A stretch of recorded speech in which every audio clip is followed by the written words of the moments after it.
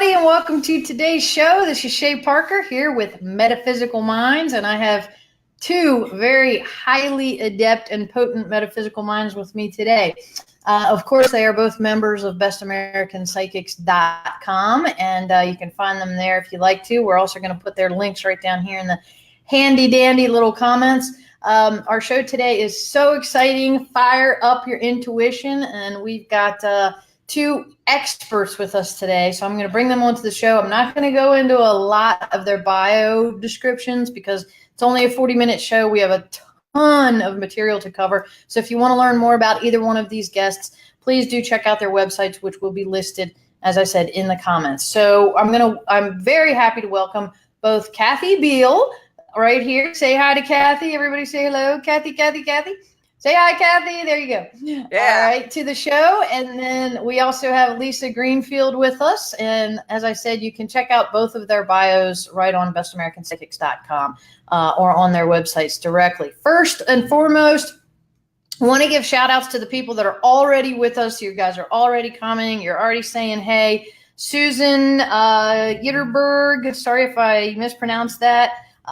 Give a big shout out to you, Jen Cashin. Hello, Amabama. I love it. She says, hello, Amabama. Cynthia's out there. Susan, Mari, she's a fellow Best American Psychic. Lorraine, Linda, Marie Catherine. It goes on and on. Katrina, Lily. There's too many actually for me to read. So, but what you're noticing, guys, in these comments is if you're going to see all these people typing spirit. There's a reason for that. If you type spirit in the comments today during the show, then you're actually going to subscribe to future broadcasts of Metaphysical Minds. And we sure would love it if you do that, because these ladies are here today with us, donating their time for free, sharing this information. And, that's very valuable, because normally these two ladies get, they actually earn a fee for sharing their professional experience and their professional training. So without further ado, let's jump right into Fire Up Your Intuition today. So we're going to just start right into the questions. But in the meantime, if you guys want to subscribe to the show, hit spirit. Just type in spirit in the comments. Also, give us a shout out. Tell us where you're from. Ask us any questions that you might have throughout the show. And of course, please feel free to share the show with anybody that you think might want to hear about this. Jump right into it. Lisa is with Truth in Hand. That's her website. And she actually specializes, one of her specializations is in palmistry. So very fascinating stuff. And then, of course, we have the lovely Kathy Biehl, who is like the queen of astrologers. So what we're going to today a little bit is palmistry and astrology. So to delve right into the topic, the firstly is what do palmistry and astrology mean? When I look at my hand, I don't think of the stars and the moon and the sun. Okay, so we're going to figure that out today. So major stuff is going to be discussed here and how it's going to impact your life with both your palmistry and your astrology. So let's talk about their common modalities. So Kathy, for those viewers who are new to it, can you give us a brief description on what astrology is? Okay, astrology is using the positions of the planets and the relationships of the planets and the signs that they are in for information about how life on Earth is being affected. There are influences, there are parallels between the relationships between the planets and things that go on in people's lives, in people's personalities, and in events in general in the world. I answered it. See? I can be brief. Okay.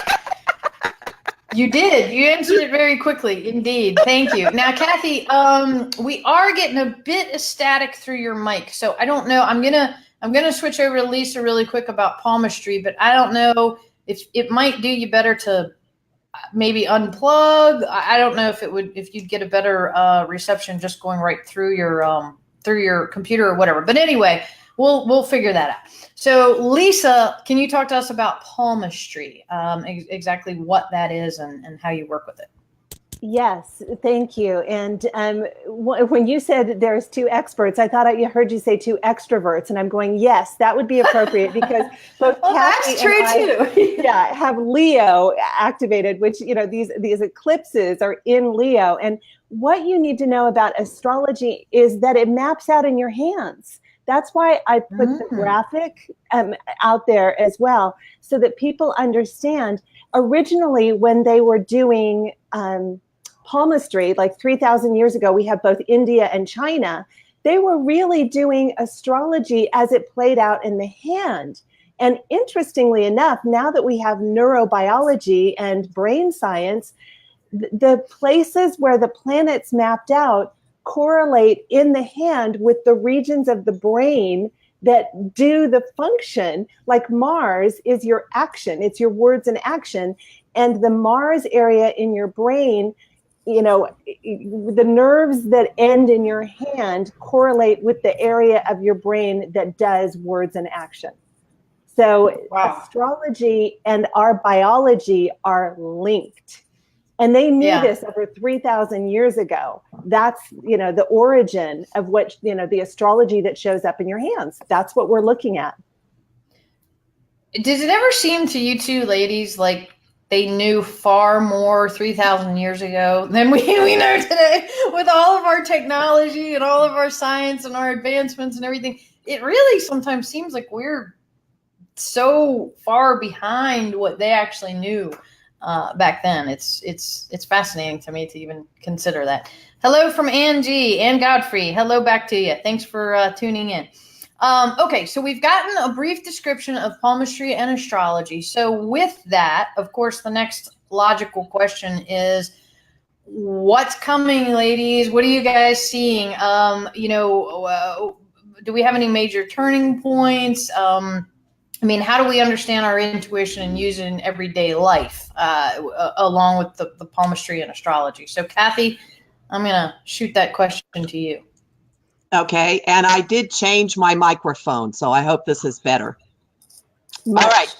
I see, for what's going on right now astrologically, there are two ways we use intuition that are both being affected and enhanced. One of them is what we think of as talking to our guides or clairaudience, clairsentience, a sense of knowing floating down. And all year that has been pumped up by a link between the deepest parts of our being and the highest parts of our being, represented by a trine, which is an easy flow between Jupiter, the planet of expansion, in Scorpio, the deepest, most perceptive sign, and Neptune, the planet of transcendence, in the sign of interconnectedness of all beings. So from the beginning of the year till the end of August, we have this beautiful, beautiful link available. And I encourage you to really listen to the voice in your head. You know the difference between your mental chatter and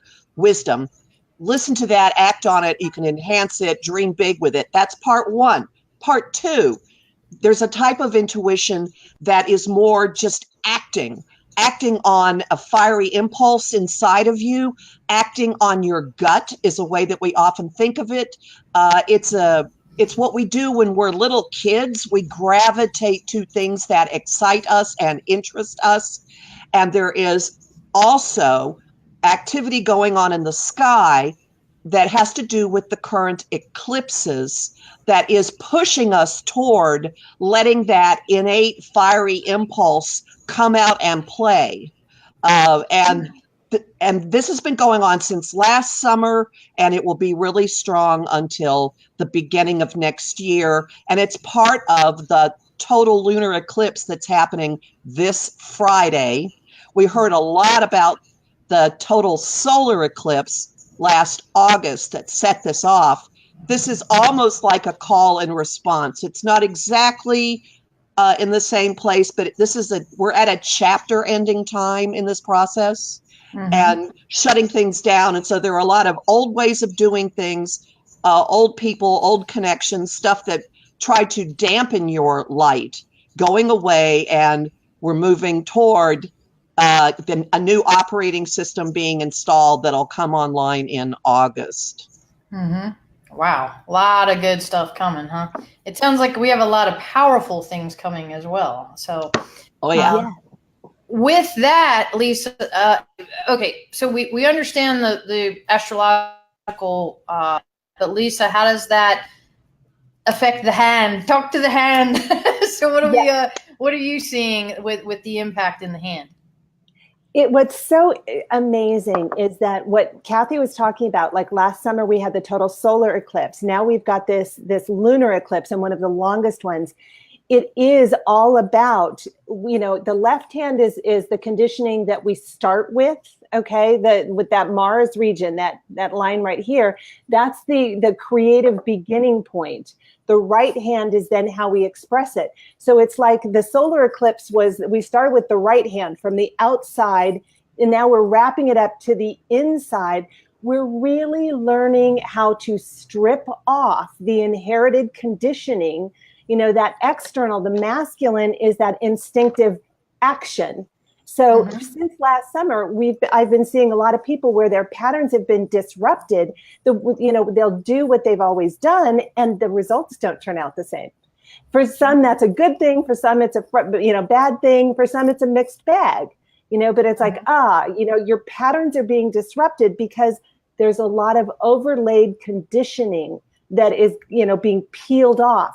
Now we're getting to the core of it, because the moon is that starting point. The moon is what we love and fear losing. The moon is always the size that it is, and that lunar mount in our hand is where your Mars line tends to end. That's where it's headed towards, so the action has to connect with the heart and what you love. And so for everybody, those patterns have been disrupted. Is this the right time to mention, like for both of you, because I peeked at your hands, is this when you want me to mention what okay. Bring it on. Yeah, it was so interesting. I had Kathy's hands from last summer, and then I got the updated ones. And your destiny, Kathy, is for your communication, your creative communication to be in the spotlight. This lunar eclipse, that line has actually gone underground. You can still see it, but it's much less blood flow there, which means that the eclipse is taking away some of, because the way we have, when it comes to our intuition, we have the impulse that we receive or the information that we receive, and then how we act on it. You had the action disrupted starting last August. Now you're going to have the receptive disrupted. So it's going to come into you in different ways. You're going to be receiving guidance and intuition in different ways. And then you're going to have to authentically find how and where to plug it in. Okay? That's how this astrology, how this eclipse, things that are disrupted are meant to serve us. As frustrating as they are, our brainstem likes to do the repeatable. It's because it knows it's survivable. All right? But it's, we're here to live and expand. So in this case, it's going to disrupt your normal ways of getting information so that you can expand and give yourself a bigger stage. You are a Leo, darling. So it's like, you need a bigger stage. So it's going to disrupt your comfort zone to get you out of it. And then Shay, what was really fun is you've got multiple lines where you've got 2, 3, 4 different ways that you can express your intuition. So it's like you've got, it's almost on the horns of a dilemma. No matter which good thing you choose, you're giving up something else that's great, right? But there's some of that conditioning that is not yours, that kept you in more structured space and more in protection mode, because that's what we learn when we're young. That's what, we look at the starting point to see what that original set point was and, what happened to it. And for you, it's like you are so sensitive. You get so much information that the best way for you to diffuse all of that was to send it down multiple channels so that there wasn't too much risk in just one thing or two things. But any place where that was a choice or a conditioning out of protection instead of out of choice, you're going to be repatterned. Okay. Right. Yeah. So that's the way the astrology is going to mess with you. So it's going to almost like peel it back to a couple of different choices that require more attention. And then you're going to be able to go, yeah, I don't like spending as much time here. Or you will go, oh, I love spending this much time here. And you'll be able to see yes or no. And that's how it plays out. Your hands tell me how the astrology is unfolding in your life right now, choice by choice. Wow. So that's fascinating. Yeah. So with people, that's why we put the graphic up. People with a lot of, activity in that shaded area on the graphic, you're going to feel this eclipse on how you take in information.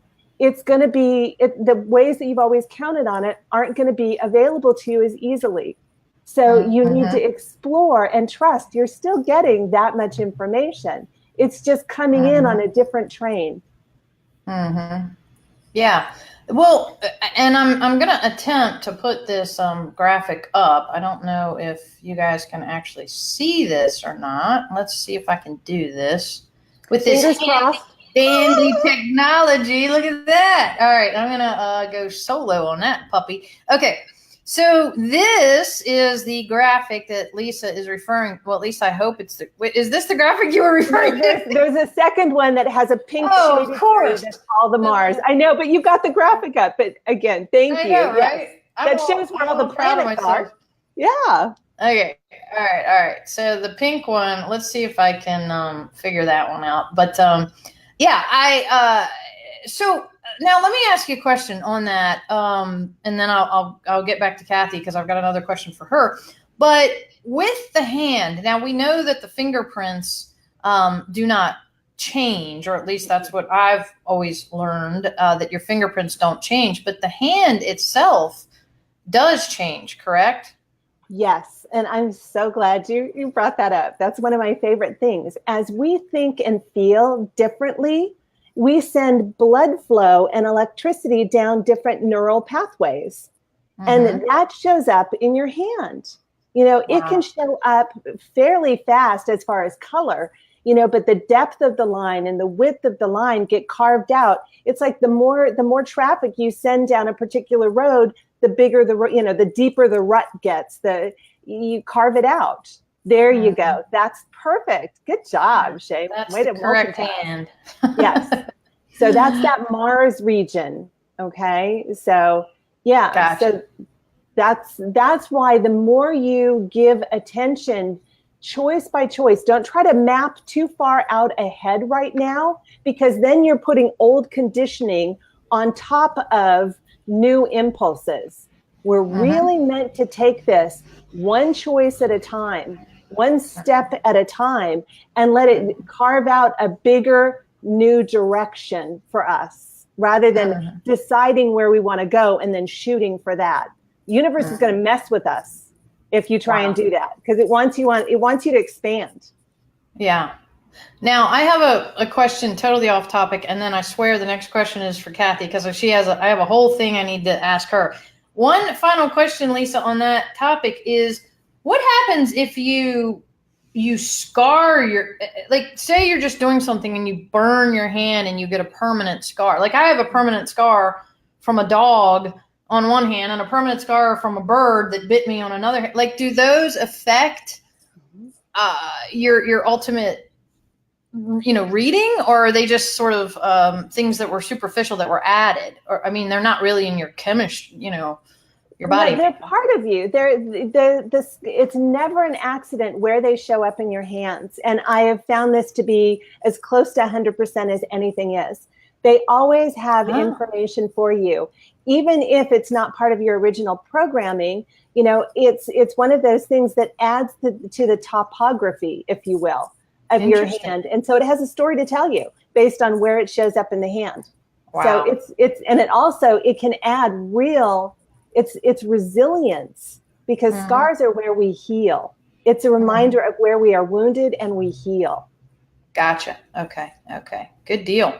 All right. Now, Kathy, she's been waiting here with bated breath, and I really want to get to this next question because I'm confused about this. I don't know astrology very well, but talk to us a little bit more about the summer eclipses. Like, what what's the role of the summer eclipse in essence? All right. Eclipses occur when the Earth or the Moon get in between the sun's light. Right. So there is a moment of everything going dark. A lunar eclipse happens on a full moon, which is a time of culmination. We have that this Friday. A lunar eclipse brings a lot of things, like there's a huge revelation aspect to it. We see things we didn't see before. And there are endings, things shut down, major chapter endings. A solar eclipse happens on a new moon, and it momentarily shuts everything down. There's an update. The operating system goes down. It's like when you reboot your computer after putting an upgrade in, and the operating system changes, and it comes back online, and things are different. They're Great running analogy, by the differently. way. Yes. Thank you. Also, you can look at it as, if you, depending on your background, hitting a power up in Mario Kart. I said that to I love it. I said that to my nephew for his birthday reading. He had an eclipse on his birthday this month, and he bought himself a new version of Mario Kart. So I love it, the way these things work out. He already had, not that he did. Okay, so what was going on now is these eclipses are in the signs of Leo and Aquarius. Leo is very much about letting your own authentic inner child, unbridled self come out and shine. Leo likes to be the walking center of the universe. Aquarius is much more community oriented. Where do I fit in the greater scheme of things? Objective, standoffish, progressive. Think Mr. Spock raising his eyebrow going, fascinating. All right. So the fact that we have a total lunar eclipse in this really intellectual Aquarius energy this week, there's something else going on with that, brings a lot of awareness on a mental level to what our emotional motivators have been, what's been driving us, how we've actually been reacting to things and seeing things in a different way. There's a second aspect. You've probably heard about Mercury retrograde, which, by the way, is about to start. This summer. Really? Yeah. Any planet can go retrograde, and this summer, almost all of them are. And right now, Mars, which Lisa's been talking about, Mars, which I call the action hero, the cosmic first responder, it's how we push ourselves out in the world. Mars is retrograde, and he's walking around a point in the sky that represents the way we used to do things, what we are moving away from. So this is happening directly on this week's eclipse. Translating this into English, a lot of stuff is coming to consciousness that has to do with the ways we used to do things, with the way we used to interact with each other. People from the past are showing up.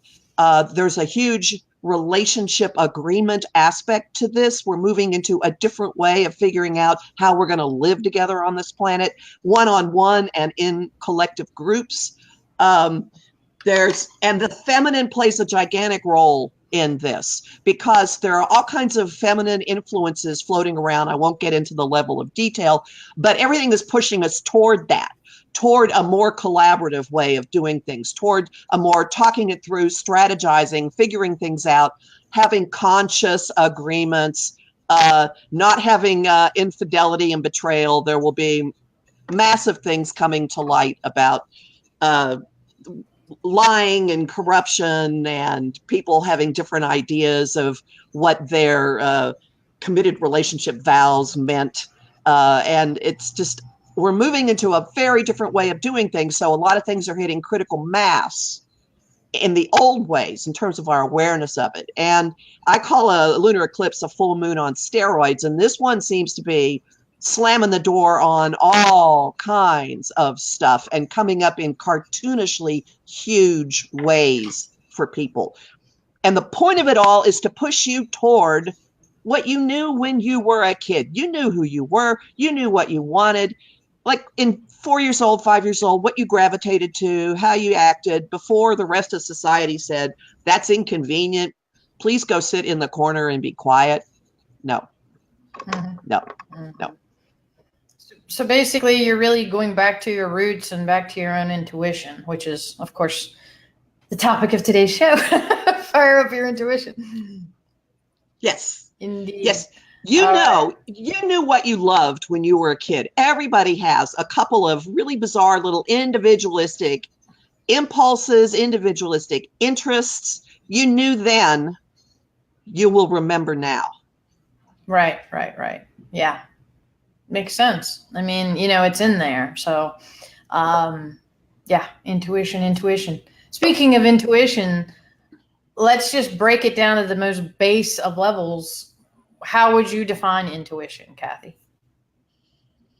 Oh, well, as I touched on incredibly quickly at the outset, I see many different levels of it. And the type I've been talking about right now is the energy within you that just rises up and guides you to do things. But there's also a quiet knowing, which we sometimes think of the various clairs, clairsentience, clairvoyance, clairaudience, when you hear things, when you get quiet and you simply, like information beams into you, or you're at one with the universe or whatever. There are different ways of receiving, but the stuff that you act on when you're not even thinking about it, you just go do something.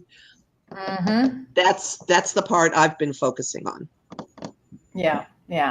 We were talking about that a little bit in the last show. Like, how do you differentiate? And it's sort of that real, like you just said, it kind of comes into you, and you know then that's your intuition versus just a thought process. Lisa, what do you have for us on intuition, since that is our topic? How do you define intuition? Yeah, that was perfect, because I'm sitting here going, I gotta let him finish speaking before I say anything. I saw the hands moving, and I'm going, okay, yeah. But yes, because when Kathy talks, this is what happens. I had to put the sticky up here. Let Kathy finish speaking, because when Kathy and I talk to each other, my brain just goes bing, bing, bing, bing, bing. Yeah, but intuition, again, we've got to add the body in. Because for so many people, there was that disconnect for the longest time, that mind, we're so mind heavy in the Western world that can pick apart, that's that chatter in your brain that can pick apart, oh no, you'll get an intuitive sense of something and then you'll talk yourself out of it. I take call after call where people are doing that. Our bodies, when we slow down a little bit, and it's no accident we have so many planets retrograde. Okay. And Mars retrograde is about, Mars is our action planet, our speaking planet. We have to change the conversation and the interaction within us. How do we stand still long enough to let the information that is available to us actually land? They've done the studies. I can't remember if it was Berkeley or Stanford, but they were showing them pictures, and some of the pictures were shocking. And up to 6 seconds before they were shown shocking pictures, their body would already start registering alert. So they would see, the longest was up to 6 seconds. So it was a survival instinct. Intuition was a survival instinct in us. And we've overlaid it with so much, where we started as far as what we knew 3,000 years ago versus now. I think that they had a different kind of knowing. We've got so much of the mind. If we take everything that we know with the mind and add it to that instinctive, body centric, where we feel it and put the two together, I think that's everybody's intuition is needed right now, both on what you sense from others and how to act on it, so that we can bring about a more cohesive world. Right now, we're in that separation. We see the pitting people against and that rage come up when people don't have an expression. The ideas are not persuading anybody else. Feelings are what decide people. And in order to connect with somebody, you've got to be still long enough to, the Leo portion, honor yourself and honor them, and then find out where the exchange is. Our intuition can help us do that, because it helps us recognize where's a real danger versus where's an imagined threat. Yeah. Because right now people are on high alert, and overreactive. And sadly, that's why we see so much violence. Yes. Indeed. But well, yeah, I mean, it really does make sense when, I mean, if you think about it, everything is energy and everything is connected, and it really does make sense that the stars and the moon and the sun all, they do affect your body. I mean, it's been proven the tides are connected to, I mean, everything is connected and everything is energy. So, but with this talk from both of you about, the negativity, and then of course we've got the dreaded R word, retrograde word. A lot of people hear Mercury in retrograde or Mars in retrograde or whatever, and they get kind of frightened by it, and I've heard so many times, I can't wait until this retrograde is over. So I'm going to bounce back to Kathy on this one, since she is the retrograde extraordinaire here. Kathy, you touched a little bit earlier about Mars being in retrograde. So let's expand upon that for our listeners. What's that going to mean for us as we move into it? Well, Mars has been retrograde since the end of June, and it's going to be in this seemingly backwards motion till the end of August. Mars goes retrograde about every year and a half. The last time it was retrograde in the sign of Aquarius, where it is right now, was 1971. So if you're old enough, you might think of what things were going on in your life at that point. Mars, a retrograde is always an opportunity to go back over territory that you've traveled. And a Mars retrograde often brings opportunities for a do-over, for revisiting, for picking up puzzle pieces and putting them together, for resolving conflict that has been brewing below the surface. With this happening with Mercury, the overlap with Mercury retrograde, you get to rethink a lot of things, and there may be stuff you misunderstood. There's an opportunity to revisit all kinds of agreements. Now, I will caution, this particular eclipse this week has a huge hothead hair trigger aspect to it.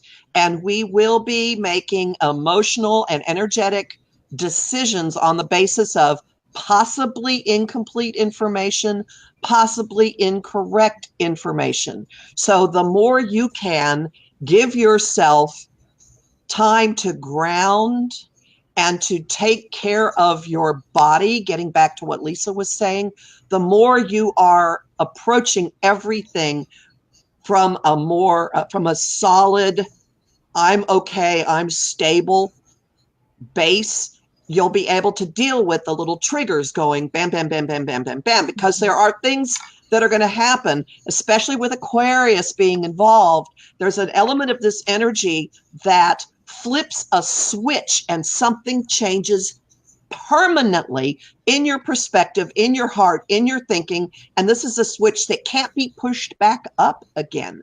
So there's a point of no return to all of this. Now, before people go and run to their beds and put their heads under their pillows, the fact that there are so many planets retrograde all summer long means we have the opportunity, and in fact, we have to process all of this. We've been living in chaos for at least the last year.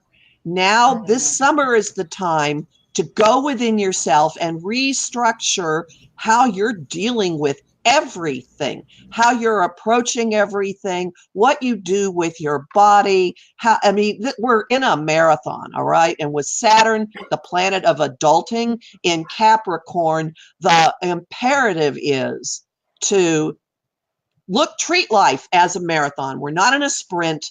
Everything has to happen in an incremental basis. And this means making a to-do list and knocking it off one thing at a time and remembering where it is you want to go. And because things are going to be thrown out and shut down, and everything is for your benefit, which sounds so Pollyanna-ish, but really seriously, this is a gigantic gear shift time for us. And some of it's going to happen naturally. Some of it's going to happen instinctively. A lot of it will come through changes in our relationships changes in who we have kept at different places in our hearts. I'm noticing gigantic restructuring of the concentric circles of the people who are important to you. Like there's a little inner sanctum, and then there's the next row and the next row and the next row.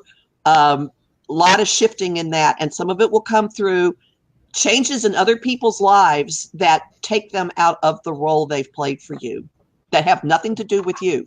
So all of this is looking at everything from a perspective of what does this open me up to be able to do?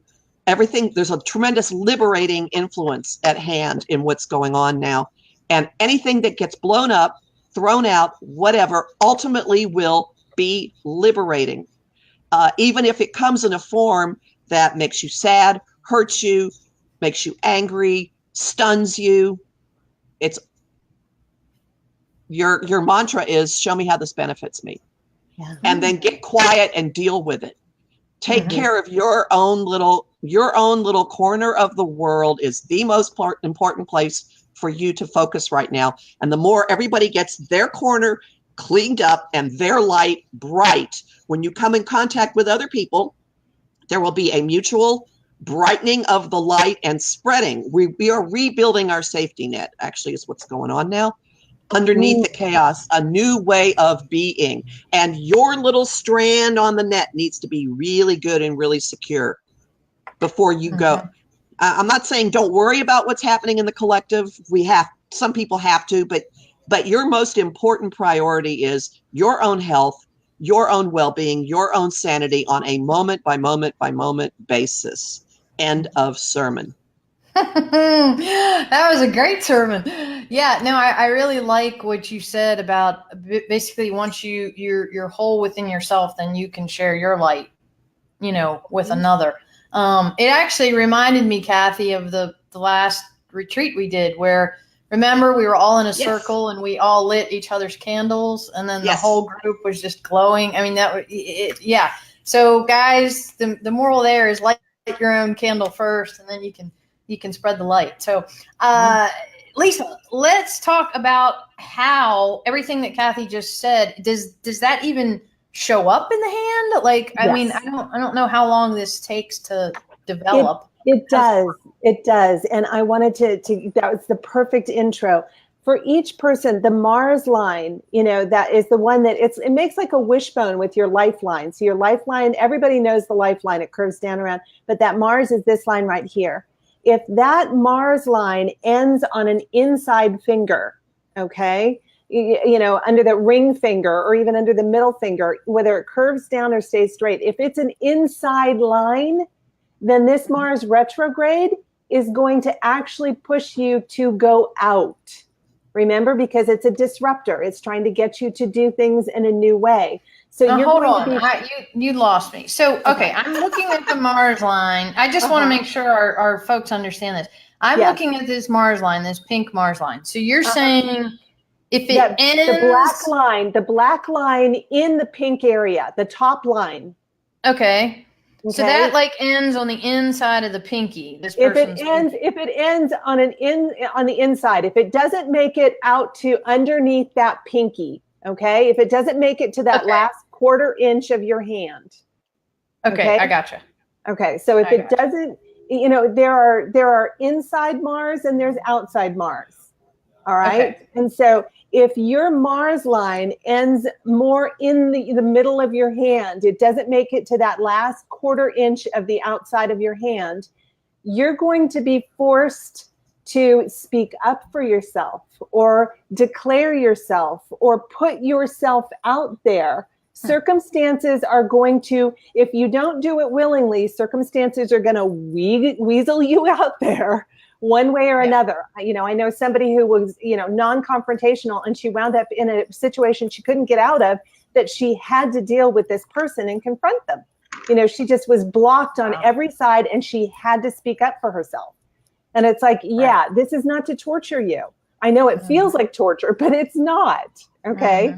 This is to get you to realize you have a voice. You can speak up.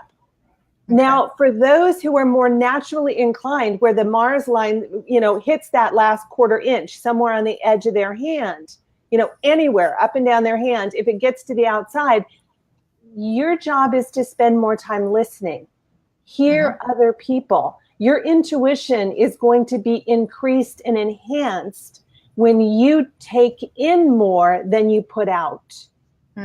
If you've got an inside Mars, your job is to start sending, you're really good at taking, other people's words and actions in and doing something good with them. But now it's about you showing up. If it's an outside line, it's going to flip it around and it's going to have you can learn so much more than you realize. Your intuition, and it's fuzzy right now. It's fuzzy for a reason, because it's like training wheels. You have to keep leaning in. When something's fuzzy, it's like, huh, and you have to do it. And the more you repeat and have to clarify, the stronger it gets. Okay. So these retrogrades, these eclipses, these places where things are dark and confused do serve you, because over and over again, you're going to have to make a choice. Is it going to be an instinctive reaction pattern that's conditioned, that's like, too small for you? Or are you going to let a new possibility emerge? Listen instead of speak instead of listen, these kind of things. And the way that shows up in your hand, it gives you some of that inside information, that's specific to you as to what is going to do the most to help you, stretch this muscle with an acceptance and understanding that that's what's going on. Right now, our fear brain wants to have specifics, because the unknown freaks our fear brain out. It doesn't know how to survive it. And we're moving into an unknown. So the more you can tell yourself, oh, I'm supposed to do, take my strengths, lean back on those, and let some of these underdeveloped areas step forward. That's what this is. That gives you a container so the fear comes down. Right? And that's how you use it with your hand. If you've got a lot of straight lines in your hand, most of your lines, instead of big curves or swoops, they tend to be straight and even short.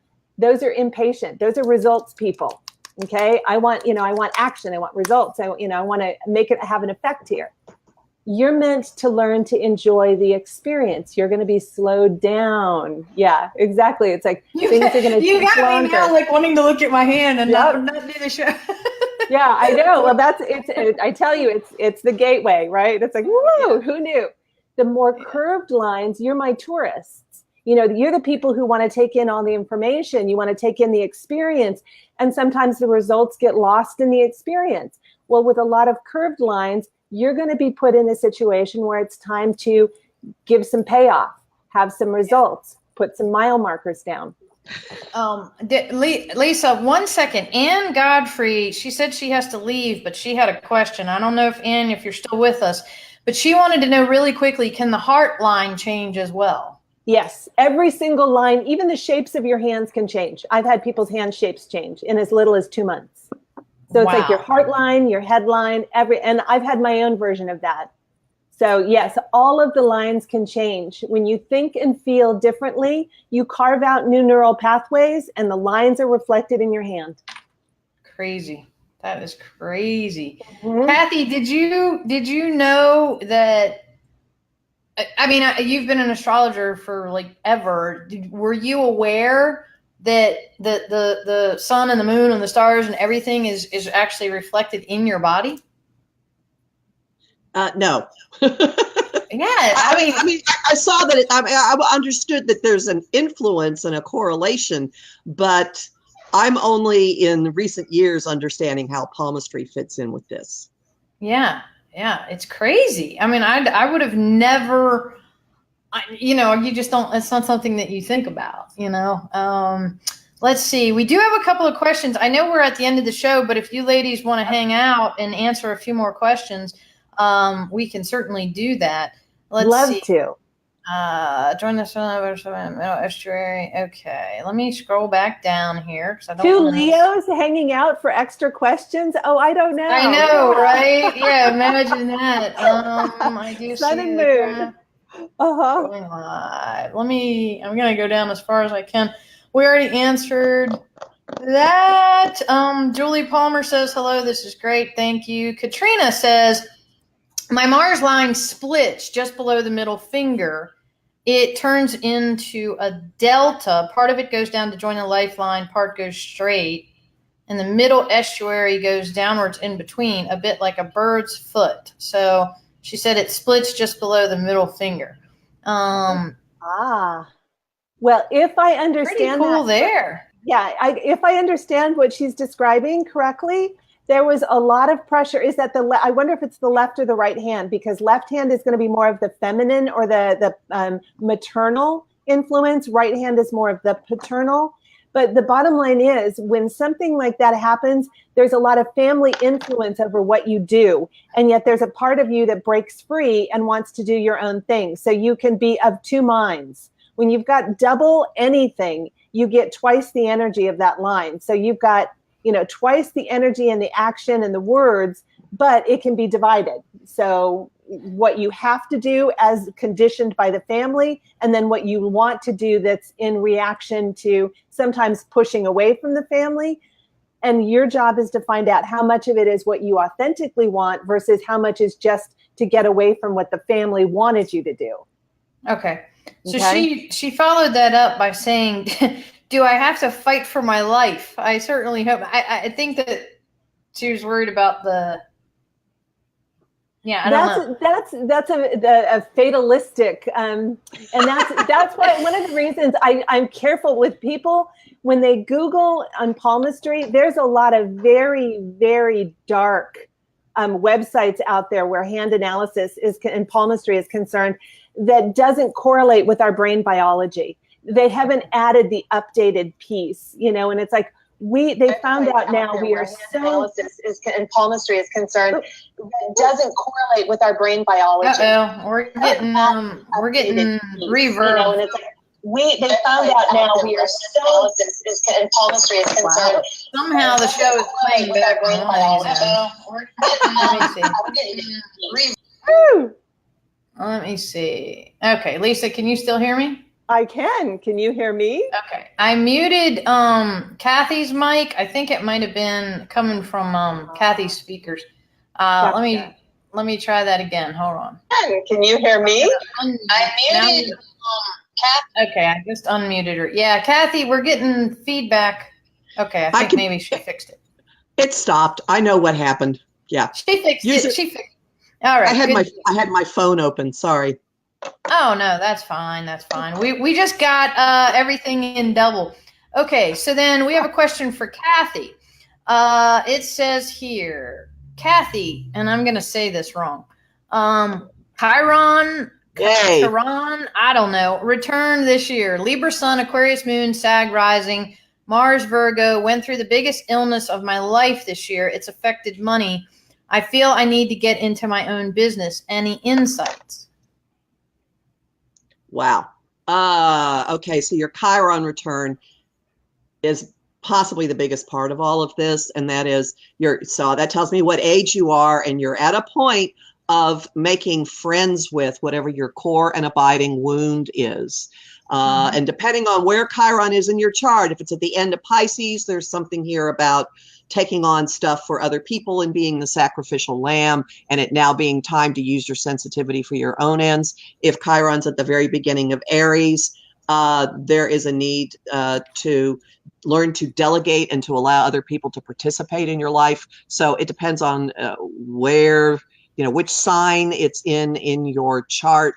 But this is a huge rebooting moment for you. And again, the message is bring it back to yourself. Bring it back to yourself, and you have to get yourself in order before you can be any good out in the world. And this will change how you value yourself and probably how you go about earning a living. Okay. Very good. Very good. Lisa has something to say. Lisa has something to say. Yes, Lisa, go for it. Just a real quick hit that I got off of that with where your Mars line is too. Part of healing is also relationship oriented. Look at your relationships and everything that Kathy said, and where the body says no. When you're not saying no for yourself, the body will say no. So if you had one of the most debilitating illnesses, This is your body saying no. And with a Libra sun and Aquarius moon and where Chiron is now, this is all about the wounded part. It's conjunct an asteroid that has to do with fidelity. So it's like, where's the faithfulness if you are faithful to the people in your life, are they equally faithful, or are you sacrificing on their behalf and your body just said no? Mm-hmm. So, yeah. Listen, we've all been there where our mind might keep saying, yeah, push, and then your body just goes, it's like, no, we're not taking another step forward. So, I mean, I've experienced that myself. Yeah. The universe hung me up by my knees and shook. Oh, so, sorry. Yeah. It was many, many moons ago. So I'm not, hey, and I wouldn't be where I am now if it hadn't happened. So that's a good thing. Let's see. People were saying it's Mercury when the mic was reverbed. We have some funny listeners out there. Okay, so Katrina comes back and she was describing what was going on, and she said that it's actually on both sides. On the left, or the paternal side, connection to the lifeline is stronger, but on the maternal side, the split is even more even and pronounced, is what she said. Okay. Lisa. So, and that, she doesn't have to fight for her life. Yes. Just let me tell you right now, that's, if you want to send the energy down that path, sure, you can turn it into that, but that's not what's there in your hand. What you're describing is actually, it's like the pressure on something. You've got a lot of pressure that builds up behind change. So when you shoot out into your own trajectory, you've got a lot of strength built up to push back from. So it's like a dock. If you're pushing off from a dock that when you push on it, it pushes away, you don't go very far. Mm-hmm. It's like if you've got a rock solid dock, which you've got, particularly on the father side, it's like, then when you push off, boy, you get some traction. So yeah, it's like, no, just right now, stillness is good, and even for those who are meant to speak up for yourself this week, particularly quiet, pause, the internal, all the violence we're seeing erupting is misplaced anger. Anger transforms us. It says, I can protect myself. Okay. But if we don't know how to apply it, we just attack somebody or something else. It's like, no, if I know I can protect myself, then I can risk. I can take creative risks. Right. I know that failure is an option, but I won't be devastated because my Mars and, my backbone will protect me. Yeah. Makes total sense. I mean, it really does. And Julie just said, Julie must be psychic. She said, oh my gosh, that makes so much sense. Well, actually, she was talking about the body saying no. So yes, we all agree that our bodies have all said no at some point, I'm sure. So, okay, ladies. Well, I know we committed to 40 minutes on this show and we're almost at an hour. So I thank you both for staying extra and volunteering your time for free to the public to jump into this show, fire up your intuition. If anybody's out there and they're watching and they just now tuned in, just remember you can play this whole show back and get all the good tidbits of information. And of course, you can contact either one of these two lovely ladies on bestamericanpsychics.com or directly on their websites, which we will list in the comments. We're getting a bunch of thank yous, a bunch of helpful information today. We really want to give a shout out to our listeners and say thank you, because without you guys, this really kind of wouldn't be worth it to us to just sit here and talk to each other. Not that wouldn't be fun, but we want to share the knowledge with our listeners. So, and we ask you in turn to share it. If you've listened to this broadcast and you think that someone might benefit from it, please, pay it forward, if you will, and help share this free information to them. And then, of course, support these ladies. Their websites are on here. If you want to book a private session with either one of them, I would highly recommend it. You're going to get like a huge amount of information. This was just a glimpse, the tip of the iceberg of what the amount of information that these ladies can actually provide you during a reading. They are on bestamericanpsychics.com for a reason, folks.